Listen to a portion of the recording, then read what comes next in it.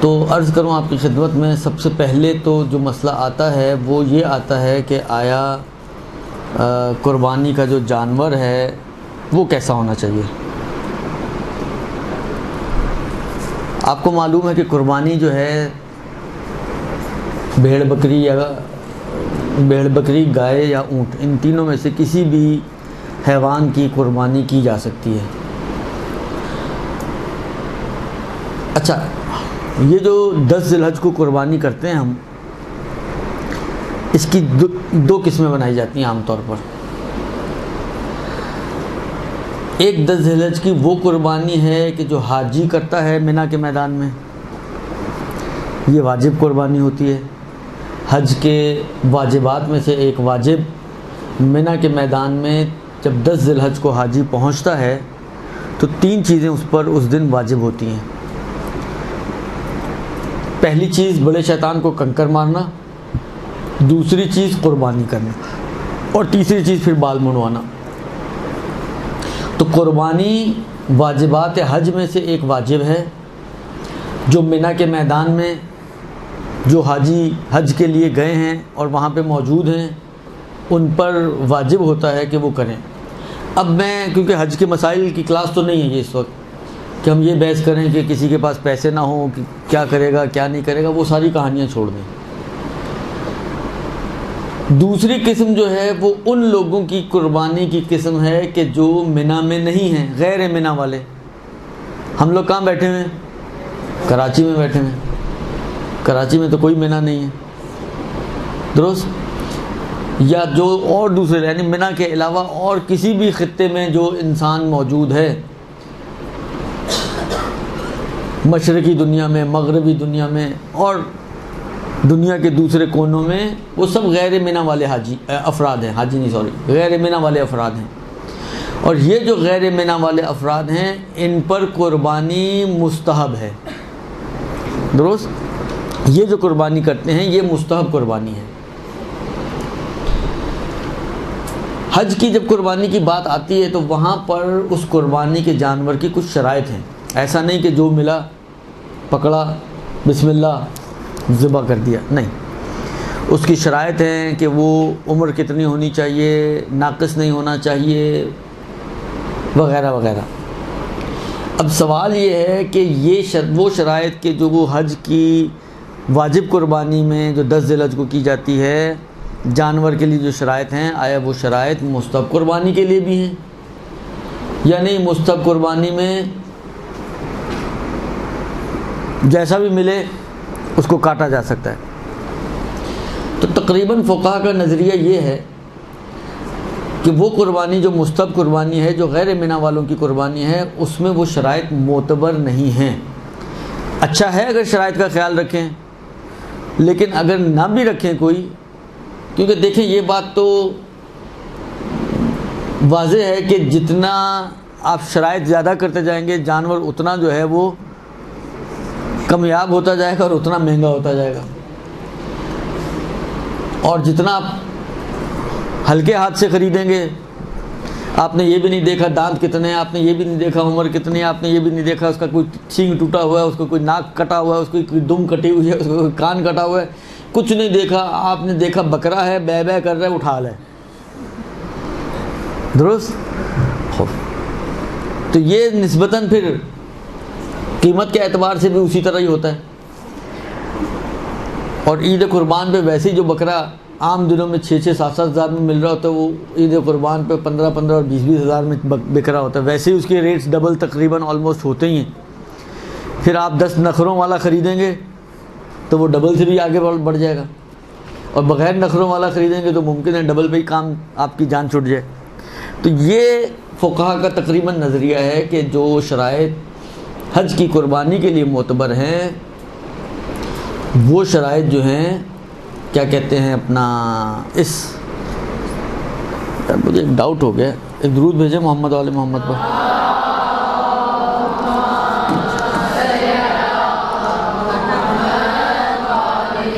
اچھا، یہ جو میں مسئلہ آپ کی خدمت میں عرض کر رہا ہوں، یہ تقریباً آغا خوئی، آغا خمینی اور بعض دیگر مراجعین کا تو یہ مسئلہ ہے کہ کسی قسم کا کوئی بھی، یعنی اگر فرض کریں اگر حج میں ہم کہتے ہیں کہ جی عمر اس کی جو 2 دانت کا مثلا بکرا ہونا چاہیے، تو یہاں پر اگر 1 دانت والا بھی ہے تو چل جائے گا۔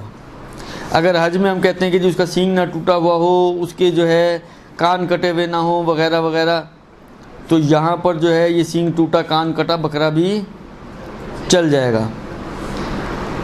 تو یہ تقریباً کیا کہتے ہیں فقہا کا نظریہ ہے کہ یہ تو صورتحال ہے کہ چل جائے گی یہاں پر۔ لیکن مجھے جو ڈاؤٹ ہوا ہے وہ یہ ہوا ہے کہ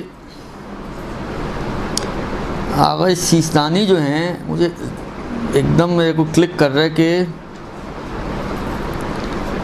وہ جو ہیں کچھ ایج کے اعتبار سے کچھ شرائط کو مانتے ہیں شاید۔ یہ ابھی میرے ذہن میں گڑبڑ ہوئی ہے، ورنہ میں پہلے دیکھ کر آتا آپ کے لیے کہ اس کی شرائط جو ہیں ایج وائز جو ہیں۔ بھلے آغا سیستانی جو ہے احتیاط واجب لگاتے ہیں، بھلے ان کے لیے ایج کی تھوڑی ریسٹرکشن انہوں نے لگائی ہے کہ گائے اور بکری جو ہے، یعنی باقی شرائط تو معتبر نہیں ہے، سینگ ٹوٹا ہوا ہو چل جائے گا، دم کٹی ہوئی ہو چل جائے گا، کان کٹا ہوا ہو چل جائے گا، آنکھ پھٹی ہوئی ہو چل جائے گا، درست۔ لیکن ایج وائز آغا سیستانی کہتے ہیں کہ احتیاط واجب یہ ہے کہ گائے اور بکرا جو ہے وہ 2 سال کا ہونا چاہیے اور دمبا جو ہے وہ 7 ماہ کا ہونا چاہیے، یعنی 7 ماہ سے کم دمبا اور 2 سال سے چھوٹی گائے یا بکری یا بکرا وہ احتیاط واجب کی بنا پر صحیح نہیں ہے۔ اب احتیاط واجب ہے، آپ کو معلوم ہے احتیاط واجب میں بہرحال رجوع کی گنجائش تو ہوتی ہے، تو اس مسئلے میں اگر آغا وحید خراسانی کی طرف رجوع کر لیا جائے تو وہ عمر کی ان شرائط کو مستحب قربانی میں معتبر نہیں مانتے۔ تو نتیجہ کیا نکلے گا؟ نتیجہ یہ نکلے گا کہ رجوع کرنے کے بعد سب فقہا کا پھر ایک ہی جیسا ہو گیا، آغا خوئی کا، آغا خمینی کا، آغا سیستانی کا اور آغا وحید کا۔ ان ساروں کا نظریہ ایک ہی بن گیا کہ بس یہ ہو کہ کہلائے کہ جی یہ بکرا ہے۔ اب کسی مرغے کا نام بکرا مت رکھ دیجیے گا، کہیں اس کا تو نام، یہ تو اس سے پوچھیں گے بھی تو کہے گا میں بکرا ہوں۔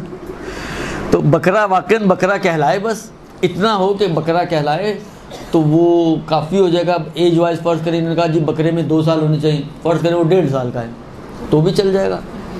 اگر انہوں نے کہا جی دمبے میں 7 ماہ کا ہونا چاہیے، وہ فرض کریں 6 ماہ کا ہے، رجوع کرنے کے بعد آغا سیستانی کے مطابق بھی چل جائے گا۔ گائے میں بھی انہوں نے کہا جی 2 سال کی ہونی چاہیے، اونٹ میں کہتے ہیں جی 5 سال کا ہونا چاہیے احتیاط کی بنا پر، حالانکہ وہ فرض کریں کوئی 4 سال کا اونٹ مل رہا ہے آپ کو، چل جائے گا۔ تو رجوع کرنے کے بعد یہ مشکل یہاں پر بھی حل ہو جائے گی۔ اس کے علاوہ باقی جو شرائط ہیں اس میں سے کوئی بھی شرط معتبر نہیں ہے۔ یہ تو ہو گیا ایج وائز قربانی کا مسئلہ۔ دوسرا جو سوال ہے وہ یہ ہے کہ قربانی کا وقت کیا ہے اور کتنے دن تک قربانی کی جا سکتی ہے۔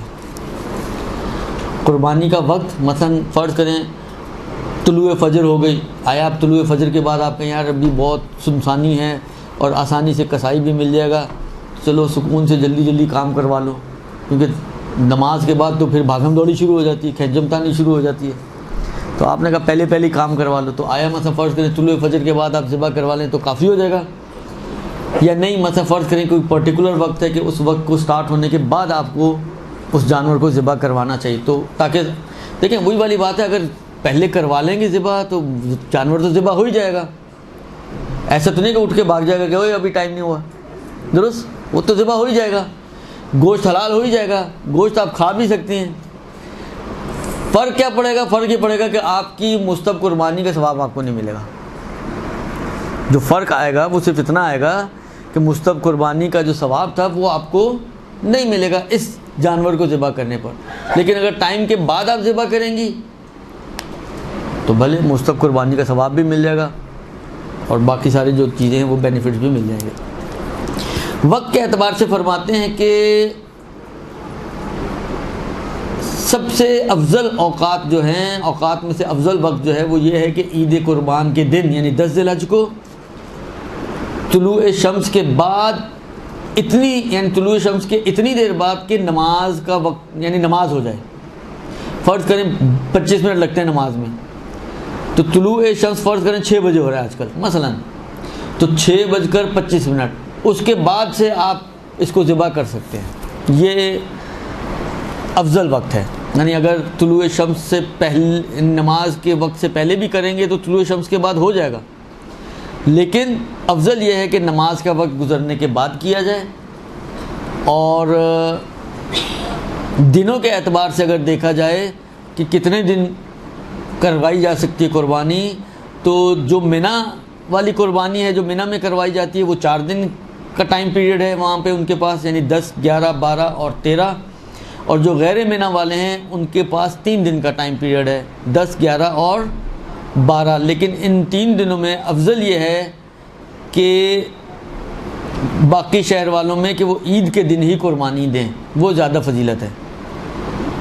بس قربانی کے اعتبار سے عید کے دن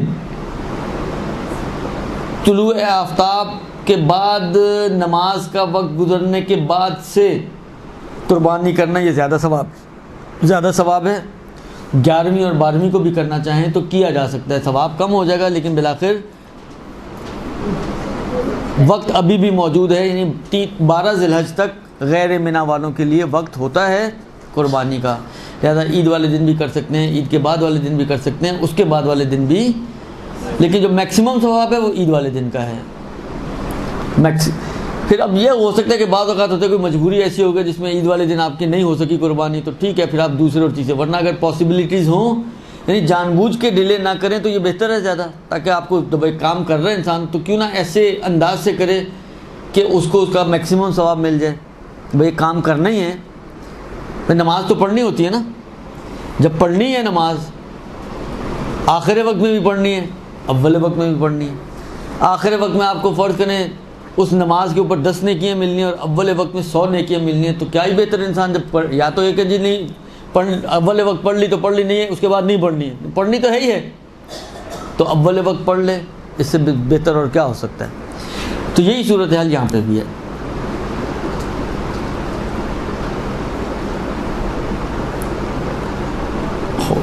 یہ جناب علی دوسرا مسئلہ قربانی کے حوالے سے. تیسرا جو مسئلہ آتا ہے وہ یہ آتا ہے تقسیم کا. اس گوشت کو کس طریقے سے تقسیم کیا جائے، کتنے حصے بنائے جائیں، کس کس کو دینا چاہیے. تقسیم جس طرح مثلا منی میں آپ کرتے ہیں اس کے 3 حصے کیے جاتے ہیں. ایک حصہ جو ہے وہ فقراء کا ہوتا ہے، ایک حصہ جو ہے وہ ہمارا اپنا ہوتا ہے، اور ایک حصہ جو ہے وہ مومنین کا ہوتا ہے. ایک مومنین کو ہدیہ کریں، ایک فقراء کو دیں اور ایک اپنے لیے رکھیں، تو 3 حصے کیے جاتے ہیں. یہ جو غیر منی کی قربانی ہے، اس غیر منی کی قربانی کے کتنے حصے کیے جاتے ہیں، ان کے حصوں کا کیا حساب کتاب ہے تقسیم کے حوالے سے. تو اس میں تقریباً فقہا کا آغا سیستانی کا یہ کہنا ہے کہ 1/3 خود رکھیں اور اپنے گھر والوں کو، یعنی اپنے اور اپنے گھر والوں کے لیے رکھیں 1/3 اپنے پسندیدہ لوگوں کو دیں، اور 1/3 جو ہے فقراء کو صدقہ دیں، مسلمان فقراء کو صدقہ دیں. وہی 3 حصے ہیں، ایک اپنے لیے اور اپنے گھر والوں کے لیے، ایک حصہ فقراء مسلمانوں کے فقراء کے لیے، اور ایک حصہ اپنے وہی جن کو آپ جو آپ کے دوست احباب ہیں مومنین میں سے ان کو دیں. آپ یہ نہ کریں کہ سارا بکرا اٹھا کر ذبح کر کے اپنے فریزر میں ٹھوس لیں. ہمارے ہاں تو یہی سب کچھ ہو رہا ہوتا ہے، بندر مان چل رہی ہوتی ہے. یا یہ بھی دیکھیں بالآخر دیکھیں اب یہ اس میں انہوں نے کچھ نہیں کہا کہ مثلا 3 حصے تو بتائیں، مثلا کون سا حصے کا گوشت کس کو، جس طرح مثلا عقیقے میں آتا ہے نا، مثلا ران جو ہے وہ دایا کو دی جائے، درست. اس میں ایسی کوئی چیز تو نہیں آئی ہے کہ مثلا کس کو ران دینی ہے اور کس کو جو ہے وہ چامپیں دینی ہے اور کس کو جو ہے وہ گردن دینی ہے اور کس کو جو ہے وہ کمر دینی ہے. یہ کوئی تقسیم نہیں آئی ہے. لیکن بالآخر انسان تھوڑا ریزنیبل ہو کر اگر کام کرے تو یہ نہ کرے کہ ساری رانیں آپ کے فریزر میں، کیونکہ سب سے اچھا گوشت بکرے میں اول تو یہ کہ گوشت کتنا ہوتا ہے، ہڈیاں زیادہ اور گوشت کم. پھر اس گوشت میں جو ہوتا بھی ہے تو سب سے جو بہتر ہے وہ صرف آپ کی 2 رانیں اور 2 دستیاں. رانوں میں گوشت دستیوں سے تھوڑا زیادہ ہوتا ہے.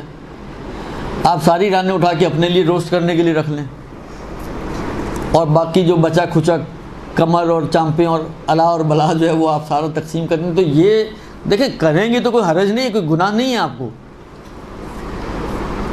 یعنی اگر آپ یہ کام کرتی بھی ہیں تو اس میں کوئی گناہ نہیں ہے، یعنی ایسا نہیں کہ آپ کوئی خدا کی مجرم ہے، خدا نخواستہ، لیکن بہرحال نامناسب چیز ہے کہ آپ سارا اچھا چیز اپنے لیے قرار دیں، بلکہ روایتوں کے حساب سے بلکہ یہ تو آیت ہے، معذرت، لن تنالوا البر حتی تنفقوا مما تحبون، یہ ہے نیکی کہ جو تم خود پسند کرو وہ دوسروں کو دو۔ ہم کہتے ہیں کہ جو ہمارا ناپسندیدہ وہ دوسروں کے لیے، جو ہمارا پسندیدہ وہ ہمارے لیے۔ یہ روش نہیں ہے اسلامی، سوچ نہیں ہے اسلامی۔ اسلام اس تھیم کو پسند نہیں کرتا ہے کہ آپ اچھی چیزوں کو اپنے لیے قرار دیں اور جو کچرا چیز ہے یا بچی کھچی چیز ہے جو آپ کے ناک پر نہیں بیٹھ رہی، آپ کہیں چلو یار یہ وہ فلانی سیدانی ہے بیچاری بہت غریب ہے، اس کو دے دیتے ہیں۔ وہ بیچاری لے تو لے گی، ظاہری بات ہے، جس کے پاس کپڑا پہننے کو نہ ہو تو وہ آپ تو اس کو جیسا بھی دیں گے وہ لے تو لے گی، لیکن بالآخر وہ تو لے گی۔ لیکن اگر آپ کو بعض روایتوں میں شاید ہے اس طرح کی کوئی بات جو مجھے اب یاد پڑ رہی ہے کہ جب حابیل اور قابیل کی وہاں پہ طے کیا پایا تھا جی قربانی پیش کریں گے، تو قابیل صاحب نے وہی والا کام کیا کہ جو ناپسندیدہ چیز تھی اس کے حساب سے اس نے وہ خدا کی بارگاہ میں پیش کی۔ حابیل نے وہ کام کیا جو خدا چاہتا تھا کہ جو سب سے اچھی چیز تھی وہ خدا کی بارگاہ میں پیش کی، تو کس کی قبول ہوئی؟ یہ ہے ساری صورتحال۔ تو ہمیں بہرحال چلے، میں نہیں کہتا کہ ساری راہ نہیں آپ دوسروں کو بانٹ دیں، کم سے کم یہ تو کریں کہ گوشت بنائیں اور مکس کر کے بانٹ دیں، تو جیسا دوسروں کو مل رہا ہے ویسا ہی آپ کو مل رہا ہے۔ تو یہ تو ہو سکتا ہے یا نہیں ہو سکتا؟ اس طریقے سے اس کو تقسیم کیا جائے تو شاید زیادہ مناسب تر ہے۔ بس یہ ہو گیا گوشت کی تقسیم کا مسئلہ۔ اگلا مسئلہ اور اگلا سوال یہ کہ ایک جانور میں کتنے لوگ شریک ہو سکتے ہیں؟ یہ بہت زیادہ رواج ہو گیا شرکتوں کا، قربانی میں شرکت۔ تو میکسیمم کتنی تعداد ہے شرکت کی کہ ایک قربانی میں اتنے تعداد تک انسان شریک ہو سکتا ہے؟ دیکھیے، جہاں تک وہی واجب قربانی اور منی کی قربانی کا تعلق ہے اس میں شرکت نہیں ہوتی، لیکن یہ جو مستحب قربانی ہے جو غیر منی والی قربانی ہے اس میں شرکت ہو سکتی ہے۔ بس یہ تو صحیح ہے کہ شرکت ہوتی ہے۔ اب سوال یہ ہے کہ مثلا بکرا ایک تو کتنے حصے ہو سکتے ہیں، یعنی کتنے شریک اس میں ہو سکتے ہیں، یا گائے ہے تو گائے میں کتنے شریک ہو سکتے ہیں، یا اونٹ ہے تو اونٹ میں کتنے شریک ہو سکتے ہیں، تعداد کیا ہونی چاہیے؟ شریعت نے اس شرکت کی کوئی تعداد معین نہیں کی۔ شریعت نے شرکت کے لیے کوئی تعداد معین نہیں کی۔ یہ جو کہتے ہیں جی 7 حصے اور 15 حصے اور یہ صرف یا تو ہو سکتا ہے کہیں، مجھے نہیں معلوم، لیکن یہ ایک امکان ہے کہ ہو سکتا ہے اہل سنت کے اندر اس قسم کی کوئی چیزیں ہوں تو وہاں سے وہ ذہنوں میں بیٹھ گئی ہوں، ورنہ ہمارے ہیں اس قسم کی کوئی چیز میں نے تو کم سے کم نہیں دیکھی، اور نہ ہی فقہا کے کلمات میں ایسی کوئی چیز دیکھی ہے کہ شرکت کے لیے کوئی تعداد معین کی گئی ہو۔ تعداد کوئی معین نہیں ہے۔ بکرے میں آپ 7 کی بجائے آپ 10 افراد کی شرکت کر لیں تو 10 کی ہو جائے گی، 10 کی بجائے مثلا دیکھیں بعض اصل میں یہ چیزیں اس لیے ہوتی ہیں کہ ایک غریب آدمی بھی اگر چاہے ثواب حاصل کرنا تو اس کو بھی ثواب ملے۔ حالانکہ فرض کریں بکرا آ رہا ہے 15,000 کا، 15,000 کی شرکت میں 10 آدمیوں کا مطلب یہ کہ 1,500 ایک آدمی نہیں، ایک آدمی 1,500 افورڈ کر سکتا، بہت غریب لوگ ہیں مثلا۔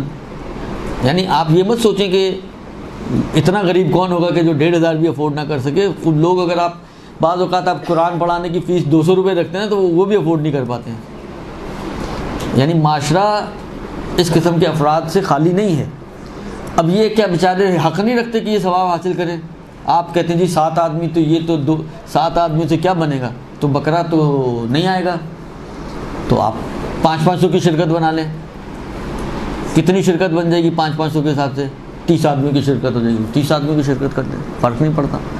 تو شرکت کے اعتبار سے نہ بکرے میں کوئی تعداد معین ہے، نہ گائے کے لیے کوئی تعداد معین ہے، اور نہ ہی اونٹ کے لیے کوئی تعداد معین ہے۔ لہذا جتنے ایزیلی جمع ہو جائیں اور ایک بکرا خرید سکیں تاکہ سب کو ثواب مل جائے، اتنی مشارکت ہو سکتی ہے، کوئی تعداد کی قید نہیں ہے۔ اس کے بعد اچھا یہ تو ہماری یعنی یہ جو تقریباً موٹے موٹے وہ سوالات تھے جو عام طور پہ لوگ پوچھتے ہیں، جو ذہن میں تھے وہ تو میں نے آپ کی خدمت میں عرض کر دیا۔ ابھی تو اور تو کوئی میرے ذہن میں اس وقت فعلاً نہیں آ رہا۔ اب کیونکہ بکروں کی بات چل رہی ہے، ایک اور مسئلہ اگرچہ وہ عید قربان سے ریلیٹڈ نہیں ہے لیکن جانوروں سے ریلیٹڈ ہے قربانی کے، وہ ہے کفارے کا مسئلہ۔ اچھا یہ بات یہاں پہ بھی آ سکتی ہے، یہی جو بات میں کفارے میں بیان کرنا چاہ رہا ہوں، اگر ہم اس کو تھوڑا ریلیٹ کرنا چاہیں تو اس سے بھی ریلیٹ کر سکتے ہیں۔ مثلا یہ بات قربانی میں بھی آ سکتی ہے۔ مثلا فرض کریں مجھے بقرہ عید پہ بکرا قربان کرنا ہے، کتنے کا بکرا آئے گا جی؟ سے 20,000 سے 15,000، 15,000 20,000 17,000 پلس مائنس بکرا آئے گا آپ کا۔ آپ کہیں یار یہ 15-17,000 جو میں نے بکرے پہ خرچ کرنے ہیں، تو میں یہ 15-17,000 مثلا فرض کریں اس بیوہ خاتون کو دے دوں، اس کے 2-3 مہینے کا راشن چل جائے گا۔ میں 15-17,000 اس کا بچہ بیمار ہے اس کو دے دوں، وہ چلو اپنے بچے کا علاج کروا لے گی۔ یعنی ہم قربانی کا آلٹرنیٹ کوئی نکالنا چاہیں کہ ہم قربانی کا جانور ذبح نہ کریں اور ہم کسی کی ہیلپ کر دیں، کسی کا علاج ہو جائے، کسی کو راشن مل جائے، کسی کے گھر کا سامان باہر پھینکنے والا تھا، آپ نے اس کے گھر کا کرایہ دے دیا، اس کے گھر بچ گیا، کوئی بھی بالآخر اس قسم کی چیز چیریٹی ورک آپ کر دیں جس سے کسی مومن کا بھلا ہو جائے، کسی یتیم کا بھلا ہو جائے۔ آپ کہیں جی میں چلو شہید فاؤنڈیشن میں ڈونیشن دے دیتی ہوں اتنے کہ چلو کسی کے گھر میں راشن جائے گا، کسی کے بچوں کی فیس جائے گی، کچھ نہ کچھ بالآخر، تو کیا یہ ہمیں قربانی کا ثواب مل جائے گا؟ یہی سوال کفاروں میں بھی آتا ہے۔ حج پر کفارہ واجب ہو گیا جی، بکرا ذبح کرنا ہے۔ حج کے علاوہ باقی موارد میں اتنے نہیں ہیں موارد کہ بکرے ذبح کریں، لیکن باقیوں میں یہ ہوتا ہے جی مثلا آٹا دیں آپ۔ اب فرض کریں کسی کے 300 رمضان کے فدیے ہیں، 300 رمضان کے فدیے اچھی خاصی اماؤنٹ بن جاتی ہے، یعنی آپ 40 روپے کے حساب سے بل لگائیں تو اچھی خاصی اماؤنٹ بن جائے گی۔ کسی کا 1 مہینے کا کفارہ ہے، وہی کفارہ ہی 72,000 روپے بن جاتا ہے۔ 1 مہینے اس نے روزہ جان بوجھ کے نہیں رکھا بغیر عذر کے، تو 1 مہینے کے روزے کا کفارہ 72,000 روپے۔ اب آپ کہیں یار یہ 72,000 روپے میں لوگوں کو 60 فقیروں کو کھانا جو کھلاؤں، تو میں کیوں نہ اس 72,000 سے کسی ایک بچی کی چھوٹی موٹی شادی ہو جائے گی، ہلکی پھلکی سی، بہت لیوش تو نہیں ہو سکتی لیکن بالآخر ایک بہت ہی سادگی والی سمجھیں ایک شادی ہو جائے گی۔ یا چلیں بہت سادگی والی شادی کو بھی آپ چھوڑیں، مثلا اس کی جہیز کی 2 چیزیں آ جائیں گی، تو میں بجائے اس کے کہ آٹا دوں یا فقیروں کو کھانا کھلاؤں، میں شادی کروا دیتا ہوں۔ دیکھیں یہ چیزیں بعض اوقات چیزیں اپیل کرتی ہیں، اٹریکٹ کرتی ہیں انسان کو کہ یار ہاں یار بات تو اچھی ہے، بلکہ فرض کرو بکرا ذبح کر کے ایک وقت کھانا کھایا، بکرا ختم ہو گیا، لیکن بالآخر ایک بچے کا علاج ہو جائے گا، وہ ٹھیک ٹھاک ہو جائے گا، زندگی بھر دعائیں دے گا ہمیں۔ یہ جس کے پیٹ میں کھانا گیا ہے، بکرا گیا ہے، وہ بھی دعا تو دے گا مگر وہ ایک وقت کی دعا دے گا جب اس کے پیٹ میں جائے گا۔ لیکن جس کی مثلا شادی ہو رہی ہے یا جس کا اپنے گھر خراب ہونے سے بچا لیا اور سامان پھینکنے سے بچا لیا اور جس کی آپ نے مثلا علاج کروا دیا، وہ تو ہمیشہ آپ کو دعائیں دے گا۔ تو دیکھیں مسئلہ دعاؤں کے اوپر نہیں ہے، یہ بات ہمیشہ یاد رکھیں کہ کبھی بھی یعنی صرف دینی کام کی بات نہیں ہے، دنیاوی کام کے اندر بھی ایسا ہی ہے کہ یہ اس طرح زندگیاں آگے نہیں بڑھتی ہیں۔ آپ کہیں جی ساری بجلی کی کمی، اسٹریٹ لائٹ ساری بند کر دو، تو چلے گا یہ کام؟ کسی ملک میں آپ نے دیکھا جن میں بھی بجلی کی کمی ہے وہ یہ کام کرتے ہوں؟ نہیں کرتے ہیں۔ اسٹریٹ لائٹ جل رہی ہوتی ہیں اور آپ کے گھر بند ہوتے ہیں۔ تو کبھی بھی اس طرح سے کاموں کو مینیج نہیں کیا جاتا۔ یہ جو چیزیں ہوتی ہیں نا، یہ ہماری نااہلیاں ہوتی ہیں، یہ ہماری حماقتیں ہوتی ہیں جو ہم اس طرح کے آلٹرنیٹس نکالتے ہیں۔ نیاز نہ کرو، مجلس نہ کرو، کسی کی شادی کروا دو، وہی والی بات ہے، کسی کی ہیلپ کر دو، کسی کو مثلا راشن ڈلوا دو۔ بھائی آپ کو کس نے کہا کہ آپ نیاز میں مثلا 1 لاکھ روپیہ خرچ کریں؟ آپ 5,000 والی نیاز کر دیں تو 95,000 سے یہ کام کر لیں۔ ہم کیا کرتے ہیں, ہم چاہتے ہیں کہ ایک چیز کو ختم کریں اور دوسری چیز کو کمپنسیٹ کریں, جبکہ ہم یا تو یہ بھی کر سکتے ہیں کہ دونوں کام کر لیں ایکسپینسز کو تھوڑا کنٹرول کرتے ہوئے, یا ہم یہ بھی کر سکتے ہیں کہ صحیح ہے وہ ایک کام ہو رہا ہے, وہ تو آپ کی واجب ذمہ داری ہے, اس کو کریں, اس کو کرنے کا اتنا دل چاہ رہا ہے تو جیب سے تھوڑے پیسے اور نکال لیں. اگر آپ کا اتنا ہی شوق ہو رہا ہے, اتنا ہی دل جل رہا ہے, اتنا ہی آپ کا من چاہ رہا ہے کہ آپ یہ کام بھی کریں, تو ٹھیک ہے, تھوڑے پیسے جیب سے اور نکال لیں. آپ کے پاس نہیں, 4 آدمیوں سے بات کر کے یہ کام کروا دیں آپ, کیونکہ بعض اوقات انسان اپنے اسٹیٹس سے بھی تو فائدہ اٹھا سکتا ہے نا.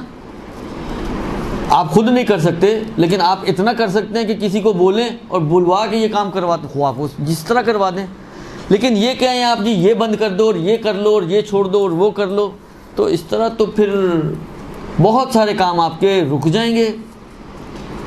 بہت ساری وہ چیزیں کہ جو واقعاً اہمیت کی حامل ہے وہ رک جائیں گی. میں آپ کی خدمت میں عرض کروں, ہے تو پرانی بات, نہیں تو 12-15 سال شاید پرانی تو ہونی چاہیے. میں سندھ میں گیا ہوا تھا مجلسوں کے لیے, تو شب عاشور تھا یا اس کے بعد والا دن تھا, ریڈیو چل رہا تھا, BBC کی خبریں آ رہی تھیں. اس کا کہنا یہ تھا کہ اس 2.25 مہینے میں اتنی مجلسیں اور نیازیں ہوتی ہیں, اتنا اس کا اتنا بجٹ ہوتا ہے کہ اس اماؤنٹ سے ایک چھوٹی حکومت چل سکتی ہے. آپ کہیں جی اس سال 2.25 مہینے مجلسیں, جلوس, ماتم, عزاداری سب بند کر دو, ڈیم بنوا دو. ڈیم کی بہت ضرورت ہے آج کل, چندہ جمع ہو رہا ہے, 10 روپے جمع ہو رہے ہیں ڈیم کے لیے.